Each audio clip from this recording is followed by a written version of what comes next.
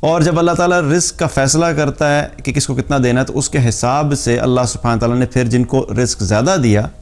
ان کو اللہ تعالیٰ نے قرآن میں بہت سی جگہوں پہ اس چیز کی ترغیب بھی دلائی کہ اپنے رزق میں سے دوسروں پہ خرچ کرو۔ جمال الوجود بذكر الإله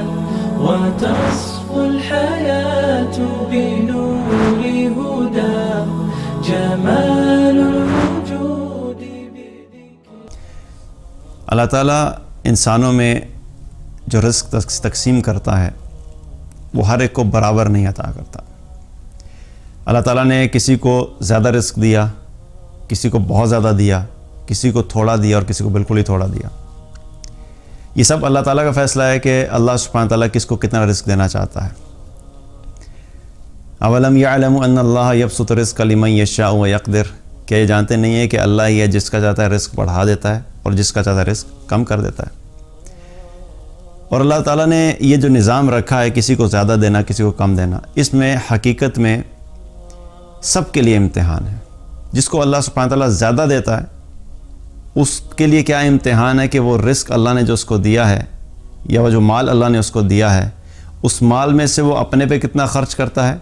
اور جن لوگوں پہ اللہ تعالیٰ نے خرچ کرنے کا حکم دیا ہے وہ ان پہ کتنا خرچ کرتا ہے۔ اور رزق جو ہے، رزق سے مراد صرف یہ نہیں ہے کہ مال ہے، مال تو رزق کا ایک حصہ ہے۔ جو اللہ تعالیٰ ہمیں گھر دیا ہے وہ بھی ہمارا رزق ہے، جو کچھ ہم کھاتے پیتے ہیں وہ بھی ہمارا رزق ہے، جو ہمارے پاس سواری ہے وہ بھی ہمارا رزق ہے، جو ہمیں اللہ تعالیٰ نے طاقت دی ہے یہ بھی ہمارا رزق ہے، جو اللہ تعالیٰ نے ہمیں سکلز دیے یہ سب ہمارے رزق میں آتے ہیں۔ لیکن جب ہم رزق کی بات کرتے ہیں تو اکثر ہمارے ذہن میں چونکہ مال کا آتا ہے تو مال جہاں پہ رزق خرچ کرنے کا حکم ہے وہ اس میں جہاں مال خرچ کرنے کا حکم ہے اس میں سب چیزوں کو خرچ کرنے کا حکم ہے، کیونکہ رزق میں ساری چیزیں آتی ہیں۔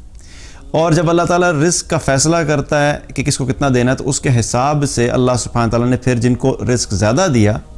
ان کو اللہ تعالیٰ نے قرآن میں بہت سی جگہوں پہ اس چیز کی ترغیب بھی دلائی کہ اپنے رزق میں سے دوسروں پہ خرچ کرو، یعنی اپنا مال بھی خرچ کرو، اپنی صلاحیتیں بھی خرچ کرو، اپنی قوت بھی خرچ کرو۔ اللہ تعالیٰ نے جو تمہیں طاقت دی ہے اس طاقت کو بھی اللہ کے دین کے لیے استعمال کرو، ضرورت مندوں کی مدد کرنے کے لیے استعمال کرو، یہ سب چیز اللہ کی راہ میں خرچ کرنا ہے۔ لیکن بالخصوص مال ایک ایسی چیز ہے جو کہ بہت زیادہ جس کو خرچ کرنے کی ترغیب دلائی گئی۔ نبی صلی اللہ علیہ وسلم نے بھی یہی ایسی زندگی گزاری۔ آپ صلی اللہ علیہ وسلم کے پاس جب بھی کوئی مال آیا آپ صلی اللہ علیہ وسلم نے فوراً اس کو اللہ کی راہ میں خرچ کر دیا اور اپنے پاس کچھ بھی نہیں رکھا۔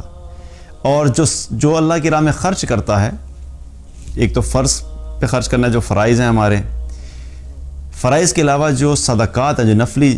نفلی صدقات ہیں، غریبوں پہ خرچ کرنا، مساکین پہ خرچ کرنا، ضرورت مندوں پہ خرچ کرنا، جو پریشان حال ہیں ان پہ خرچ کرنا، جو بیمار ہیں ان پہ خرچ کرنا، جو نفلی ہیں، جو شخص یہ مال خرچ کرتا ہے وہ کیا اس کو کیا کہا جاتا ہے؟ وہ سخی ہے، اور یہی چیز کیا ہے؟ سخاوت کہلاتی ہے۔ اور یہ سخاوت کا جو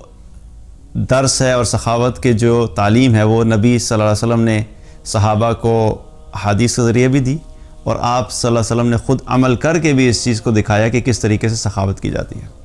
اور آپ صلی اللہ علیہ وسلم کبھی کسی کو انکار نہیں کرتے تھے۔ جب بھی کسی نے آ کے آپ صلی اللہ علیہ وسلم سے سوال کیا، جو بھی آپ صلی اللہ علیہ وسلم کا موجود ہوتا تھا آپ صلی اللہ علیہ وسلم اس کو دے دیا کرتے تھے۔ اور خاص طور پہ وہ لوگ جو دین میں نئے آتے تھے، جو نئے مسلمان ہوتے تھے، ان پہ آپ صلی اللہ علیہ وسلم بہت زیادہ خرچ کیا کرتے تھے۔ ایک دفعہ ایک شخص مسلمان ہوا، وہ نیا مسلمان ہوا، تو آ کر آپ صلی اللہ علیہ وسلم سے سوال کیا،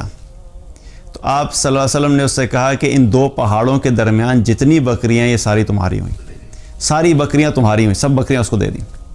اور وہ شخص واپس اپنی قوم کے پاس گیا اور جا کے سب سے کہنے لگا کہ تم سب کو میں کہتا ہوں کہ تم مسلمان ہو جاؤ، کیونکہ نبی صلی اللہ علیہ وسلم اس شخص کی طرح خرچ کرتے ہیں کہ جس کو فقر کا کوئی اندیشہ نہیں ہوتا، کیونکہ آپ صلی اللہ علیہ وسلم خود بھی سخی تھے، آپ نے اپنے عمل سے اس چیز کو کر کے دکھایا، اور پھر یہی چیز صحابہ میں بھی آئی،